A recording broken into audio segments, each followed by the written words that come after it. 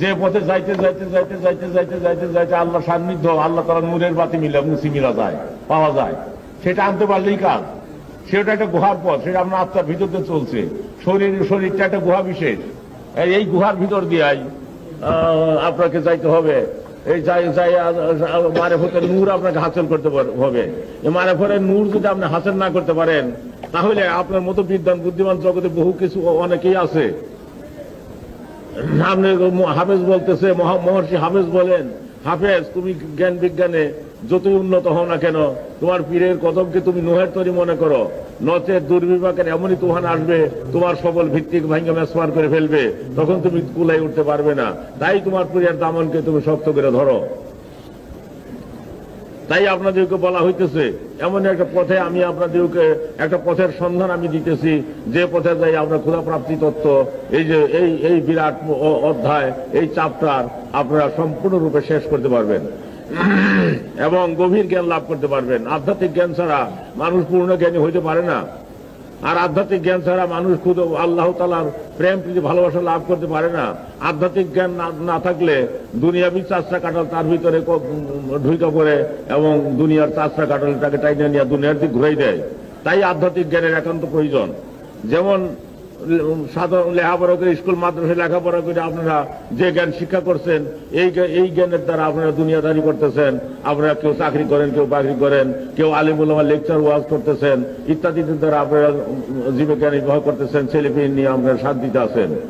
কিন্তু এটা ক্ষুধাপ্রাপ্তির পথের বিদ্যা নয়। ক্ষুধাপ্রাপ্তির পথের বিদ্যা হল আধ্যাত্মিক বিদ্যা, যে বিদ্যার দ্বারা আল্লাহকে শনাক্ত করা যাবে, যে বিদ্যার দ্বারা আল্লাহর সান্নিধ্য লাভ করা যাবে, সেটা আত্মাবাহিত, রাসূলুল্লাহ আত্মাবাহিত একটা বিদ্যা, যা জিবরাইল আলাইহিস সালামের মারফতে রাসূল পাক সাল্লাল্লাহু আলাইহি ওয়াসাল্লামকে দেওয়া হয়েছিল।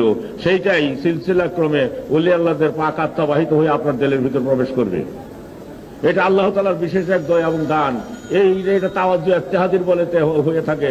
এই তাওয়াজ্জু ইত্তেহাদ মুর্শিদ কামেল পাক দিল হইতে আসে, এটা আল্লাহ তাআলার খাস তাসির। তাই আপনাদেরকে আমি সেই সত্য পথের সন্ধান দিতেছি, যে পথে যাইয়া দুনিয়ার থাকতেই আপনারা বেহেশতের ঘ্রাণ বইতে থাকবেন, দুনিয়ার থাকতেই আপনারা আল্লাহওয়ালা হয়ে যাবেন, দুনিয়ার থাকতেই আপনারা অলির দরজায় পৌঁছে যাবেন। আল্লাহ ইন্না আউলিয়াল্লাহি লা খাউফুন আলাইহিম ওয়া লা হুম ইয়াহজানুন। আল্লাহ বলেন, মুল্লা আল্লাহদের দুঃখিত বা গমগীন হওয়ার জন্য কিছুই নাই, তারা কোনো বিষয়ে দুঃখিত না। গৌস পাক রহমতুল্লাহ আলাইহি বলতেছেন যে যেদিন তুমি আল্লাহর সান্নিধ্য লাভ করবে, সেদিন তোমার কোনো অভাব অনটন থাকবে না। তামাম দুনিয়ার মানুষ যদি তোমার দরবারে চাইটা খায়, তাহলে কিছু আসে যায় না।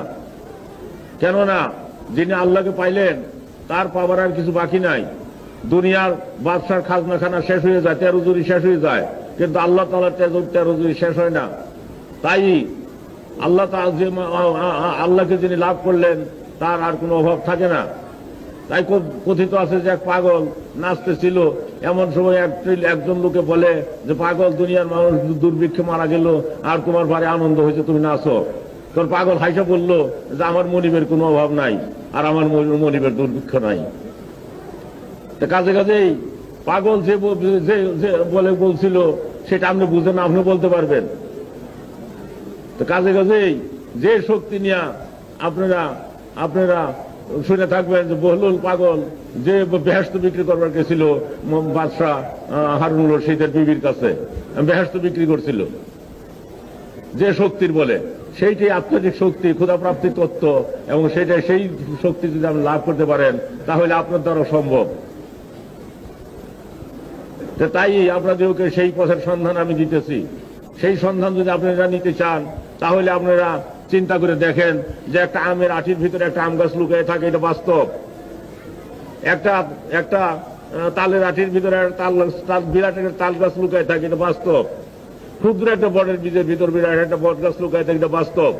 সেই রকম আপনার শরীরের ভিতরে এক টুকরা মাংসপিণ্ড, তার ভিতরে ক্ষুধাপ্রাপ্তির তত্ত্ব ভরপুর রয়ে গেছে, আল্লাহ তাআলার ভেতর দরিয়া রয়ে গেছে, ওটা বাস্তব। এটাই আমি আপনাদেরকে বুঝতে বলতেছি যে বাস্তব কিনা। না আমি ভুল বলতেছি আপনাদেরকে, না আমি আপনাদেরকে অন্য পথে চালনা করবার জন্য উপদেশ দিতেছি, না কোনো বাজে উপদেশ আমি দিতেছি। তাই আপনাদেরকে দেখতে বলি আমি, আপনারা পরীক্ষা করে দেখেন সেটা সত্য কি মিথ্যা। একটা ছোট্ট একটা আমের আটির ভিতর বিরাট একটা আম গাছ লুকায় থাকে, যে একদিন হাজার হাজার আম দিবে, একটা আটির ভিতর লুকানো আছে।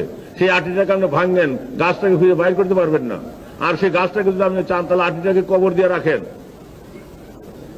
তাই মৌলানা রুমি বলতেছেন, তোমার দেহরূপ কবরে আল্লাহর স্বরূপ কাফন দিয়ে তোমার আত্মা কবরস্থ আছে, ওই আত্মাকে তুমি জাগাও, ওই আত্মাকে জান্দা করো। যদি তুমি প্রকৃত মানুষ হইতে চাও, মানুষ হইতে হবে মানুষ যখন। তাই এই তরিকা ক্ষুধা প্রাপ্তির পথ, আল্লাহ তাআলার সান্নিধ্য লাভ করার পথ, আল্লাহ এবং রাসূলের প্রেম প্রীতি ভালোবাসা লাভ করার পথ। এই পথে যাই এই দয়াল নবী পাক আত্মার সঙ্গে আপনার আত্মার মিশামিশি হইয়া বিশ্ব আত্মার সান্নিধ্য লাভ করবে।